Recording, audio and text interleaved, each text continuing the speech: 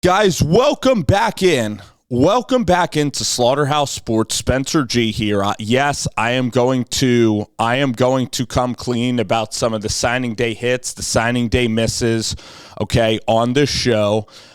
We are a little bit behind, but we have 4 or 5 videos, and tonight I got some time, and I'm going to spend some time addressing each hire, grading out the hire. We're going to see how all of this ages, right? That's what we're going to do, all right, on this show. And the first one is one of my favorites, and I think that the fit is absolutely perfect. It's Mack Leftwich. Now, Mack Leftwich, his dad was an offensive line coach. He played at UTEP, Mack Leftwich, and his dad was a longtime high school line coach, and then I believe was a line coach at maybe UTEP, okay? So Mack Leftwich, after college, he landed on the staff of Eric Morris at Incarnate Word, and one of the people that is, again, connected all of these hires is one Cam Ward, who was a quarterback, believe we want to say East Shore or something Shore, Texas, all right? And that is a town outside of Houston, and he played in a wing T offense. So he didn't throw for a lot of yards, Cam Ward. He had no Division I offers. He was totally slept on, even in this day and age of technology. Everybody missed on Cam Ward at the Division I level and even at the NAIA level. So this was a true diamond in the rough, which in the year, with all the huddle and with all of the technology, there are less diamonds in the rough that go through the cracks, but it's incredible that Mack Leftwich was really the guy that discovered and told Eric Morris, who was the coach of Incarnate Word, he discovered Cam Ward.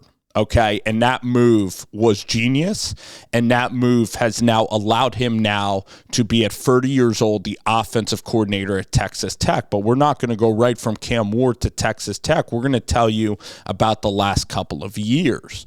So he's with Cam Ward at Incarnate Word, all right? So Eric Morris then goes on, the coach who called the plays, to then be the Washington State offensive coordinator with Cameron Ward.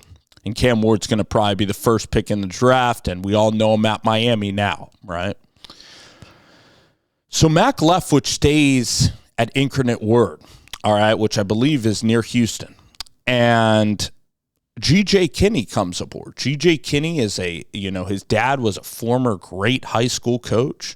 GJ Kinne himself played quarterback at Tulsa with Gus Malzahn. GJ Kinne, I remember him, a stint in the NFL with the Philadelphia Eagles. And GJ Kinne, man, guy who's known Jeff Traylor a very long time, so a real staple in football in the state of Texas is GJ Kinne. It's Coach Kinne, all right?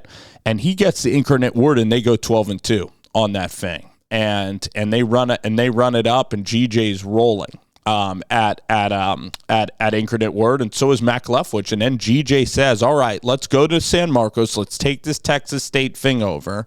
I know that it's in dire straits. It hasn't won in a while. Bobcat football hasn't been cool in a very long time, but we're going to swag it out. We're going to come out there. We're going to get TJ Finley from LSU, and we're going to go to Baylor. We're going to shock the world first week out.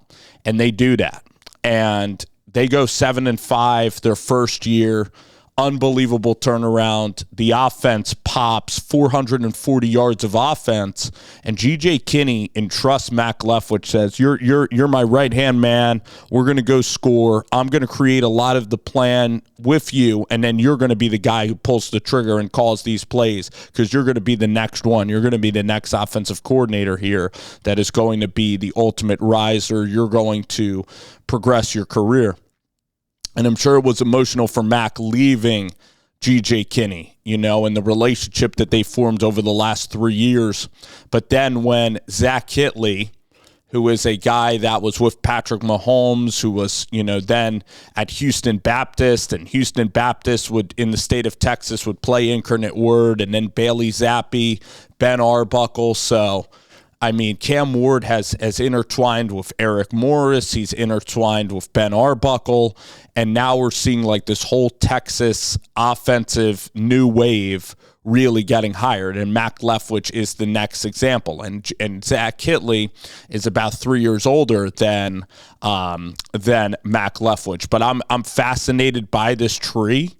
The tree really stems a little bit of Tyson Helton, a little bit definitely from Zach Kittley.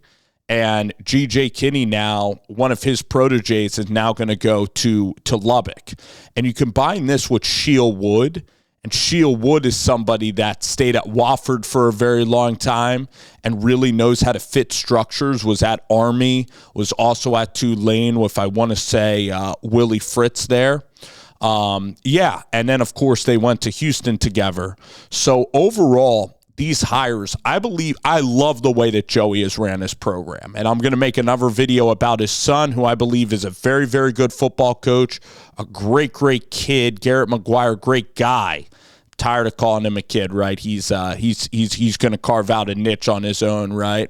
And he got thrust into Nebraska, and that's nothing but learning experience, okay?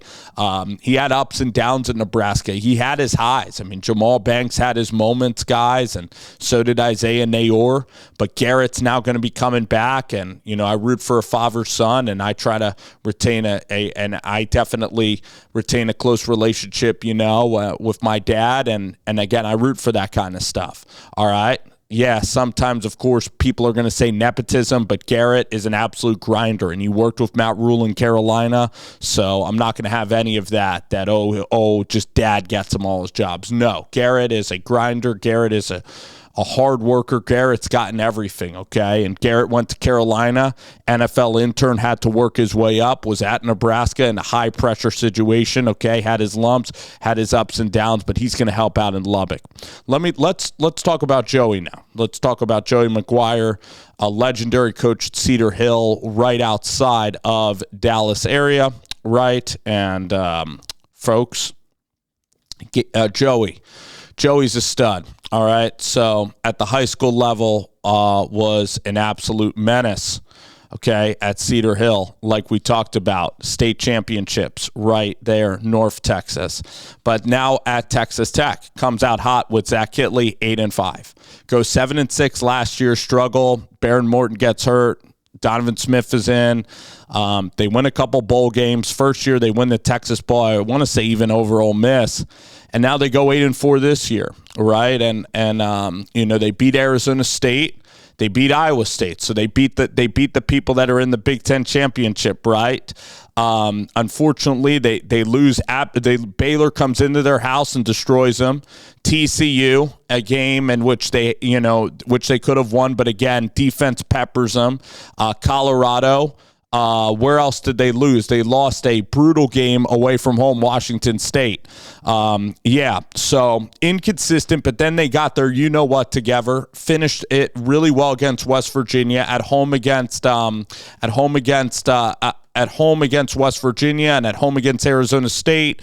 I mean, the culture's getting better, but it's time, this isn't Matt Wells. This isn't total failure, all right? This isn't, we're not winning 4 games. We're winning 8 games. It's time to go from 8 to 10. And it's a solid program right now. It's a solid 7 or 8 win program, top 40 classes in Texas. I love the way it's going, and I love the way that they've hired. I love the Zach Kittley hire. I like the defensive hires that they've had. And now they're going even younger with a Sheil Wood. But offensively, I think bringing Kittley back to Lubbock was fantastic. And that fruit, really showed. I mean, guys, you look at the quarterbacks that they've had a little bit that have come through Tech. Barron's been there a lot and has really had his moments, right? He's really had his moments. They tried to get the Louisville kid, Tyler Shutt. Shutt had his moments, almost beat Oregon at home. Really talented offense. And then I think Jonathan Brooks, was their back, who had a terrific season as well. I know his last name's Brooks. So they started out great against Colorado. I like the move. They got to get better on defense. All right. So kind of focus on defense and then let Mack, who's 30 years old, Zach Kittley had that experience over Mack Leftwich. So, it's time to let Mack really grow in this role. And for Mack, what I want to see happen is I want to see him go 4 or 5 years in Lubbock in West Texas. He's used to being in El Paso. He's used to the region. And I want to see him go 4 or 5 and then get a big Power 4 job. It's interesting that Zach wants to bounce, or go to Florida Atlantic. I shouldn't say bounce. I think it also had to do with Zach Kittley spending so much time in Lubbock with Pat Mahomes, going then to Bowling Green, Kentucky, and then his own dad is a legendary track coach at Tech. So he wanted to leave home, stretch out his wings in Boca at Florida Atlantic. Totally get it, right? But I love this hire. I love the hire, guys, for Texas Tech. I'm ready to see this program take it to the next level. So I'm in. I'm in on this whole thing with Mack Leftwich, Shield Wood, the program. It's not completely getting turned upside down either. There's some retention. It's just little fixes here and there to try to go from 8 wins, which is really good, take it to 10 wins, take it to a Big 12 championship appearance, guys, and see what they can do.